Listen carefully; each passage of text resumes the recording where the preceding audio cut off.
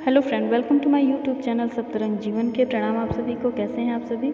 आशा करते हैं आप सब बहुत अच्छे होंगे। दोस्तों, आज का हमारा कथा प्रसंग है दर्जी भगत। तो आइए सुनते हैं ये विशेष प्रसंग। जगन्नाथ जी के भक्त परमेष्ठी दर्जी की कथा।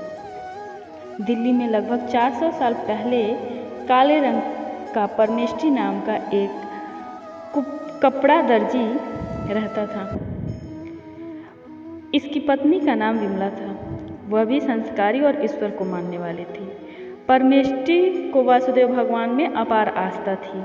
वह सोते जागते भगवत नाम का स्मरण करता रहता। परमेष्ठी अपने काम में बहुत निपुण था। वह अपना काम बहुत सफाई से करता था, इसलिए नवाब और बड़े बड़े अमीर राजघराने उससे कपड़े सिलवाते थे। जहाँ तक कि दिल्ली के बादशाह को भी उसके सिले कपड़े बहुत पसंद आते थे। एक बार बादशाह ने सिंहासन के नीचे पैर रखने के लिए 2 बढ़िया गलीचे बनवाए थे, लेकिन बादशाह के मन को ये गलीचे नहीं जचे, इसलिए उन्होंने 2 तकिए बनवाने का निश्चय किया। बादशाह ने कीमती मखमल के कपड़े पर हीरे मोती लगे सोने की तारों से जड़वाएं। बादशाह चाहते थे कि इस बहुमूल्य कपड़े से सुंदर तकिए बने, इसलिए उन्होंने परमेष्ठी को बुलाकर कहा कि यह बहुत कीमती कपड़ा है, इससे तुम बड़े ध्यान से मेरे लिए 2 बढ़िया तकिए बना कर दो। परमेष्ठी कपड़ा लेकर घर आ गया और कपड़े से तकिए के लिए 2 खोल तैयार किए। परमेष्ठी ने उसके अंदर सुगंधित रुई भरी। तकिए को देखकर परमेष्ठी के मन में यह भाव जागा कि इतनी सुंदर तकिए को अधिकारी नहीं बल्कि इसके अधिकारी तो भगवान जगन्नाथ होने चाहिए। धीरे धीरे उसके दिमाग में यह विचार दृढ़ होने लगा कि इतनी सुंदर कारीगरी किस काम की अगर वह भगवान की सेवा में ना लगे। लेकिन यह तकिए तो बादशाह के हैं। उसके मन में असमंजस ने ऐसा रूप ले लिया कि परमेष्ठी को ध्यान ही नहीं रहा कि वह कहाँ है और क्या कर रहा है। उधर जगन्नाथ रथ यात्रा महोत्सव शुरू हो रही थी। परमेष्ठी एक बार जगन्नाथ जी की स्थापना रथ यात्रा का महोत्सव देखा था। परमेष्ठी आज भी भावावेश में जैसे रथ यात्रा महोत्सव का प्रत्यक्ष दर्शन करने लगा। परमेष्ठी देख रहे हैं कि जगन्नाथ जी रथ पर विराजमान हो रहे हैं और हजारों की संख्या उनके भक्त रथ की रस्सी को पकड़कर खड़े हैं। चारों ओर जगन्नाथ जी के जयकार गूंज रहे हैं। जगन्नाथ जी के भक्त कीर्तन कर रहे हैं और वो भावावेश में नृत्य कर रहे हैं। जगन्नाथ जी के सेवक जगन्नाथ जी को एक वस्त्र से दूसरे वस्त्र पर पधरा रहे हैं। परमेष्ठी भावावेश में देखते हैं कि जगन्नाथ जी के नीचे बिछाया गया वस्त्र फट गया है। उसी समय एक पुजारी दूसरा वस्त्र लेने मंदिर की ओर दौड़े, लेकिन परमेष्ठी ने शीघ्रता से 2 तकियों में से एक तकिया जगन्नाथ जी को अर्पण कर दिया। जगन्नाथ जी ने परमेष्ठी का तकिया स्वीकार कर लिया। दर्जी भाव विभोर होकर नाचने लगा।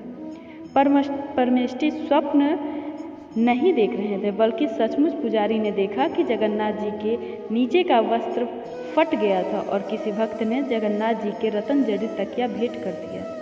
जैसे ही परमेष्ठी दर्जी की चेतना आई, उन्हें दिव्य अनुभूति हो रही थी कि जगन्नाथ जी ने उनका तकिया स्वीकार कर लिया। लेकिन उसी क्षण ध्यान आया कि यह तकिए तो बादशाह के थे, लेकिन जगन्नाथ जी को अर्पण किए तकिए की उसे इतनी खुशी थी कि मृत्यु का भय भी उसे अब नहीं सता रहा था। उसी समय बादशाह के सैनिकों ने उसे दोनों तकियां लेकर आने को बोला। परमेष्ठी एक ही तकिया लेकर बादशाह के पास पहुंच गया।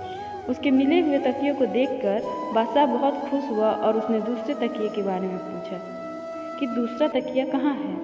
परमेष्ठी ने बिना किसी भय के बोल दिया कि वह जगन्नाथ जी ने स्वीकार कर लिया।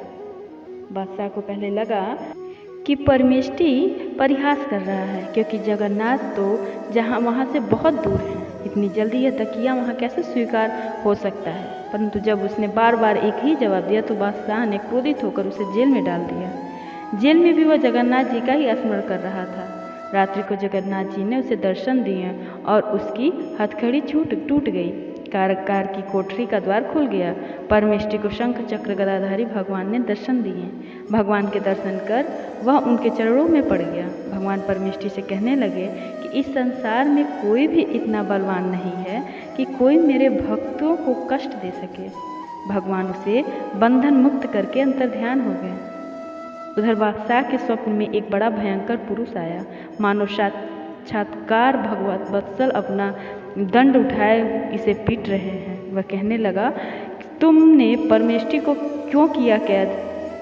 बादशाह डर के मारे पसीने से तरबतर होकर उठ गया और उसका पूरा शरीर काँप रहा था। उनका बदन दर्द कर रहा था, शरीर पर चोट के निशान नजर आ रहे थे। सवेरा होते ही उसने मंत्रियों को अपने स्वप्न सुनाया और तुरंत ही परमेष्ठी को मिलने कैदखाने में पहुंचा। परमेष्ठी ध्यानमग्न बैठे हुए थे और उसकी हथकड़ी टूटी हुई थी। उसके शरीर से अलौकिक प्रकाश निकल रहा था और ध्यान टूटने पर वह व्याकुल होकर रोने लगा। बादशाह ने परमेष्ठी दर्जी से हाथ जोड़कर क्षमा मांगी और उसे सुसज्जित हाथी पर बिठाकर गाजे बाजे के साथ शहर में ले आया। चारों ओर दर्जी की जय जयकार होने लगी। परमेष्ठी को यह प्रसिद्धि बिल्कुल नहीं भा रही थी। वह दिल्ली छोड़कर कहीं दूर चले गए और पूरा जीवन भगवान की पूजन में व्यतीत कर दिया।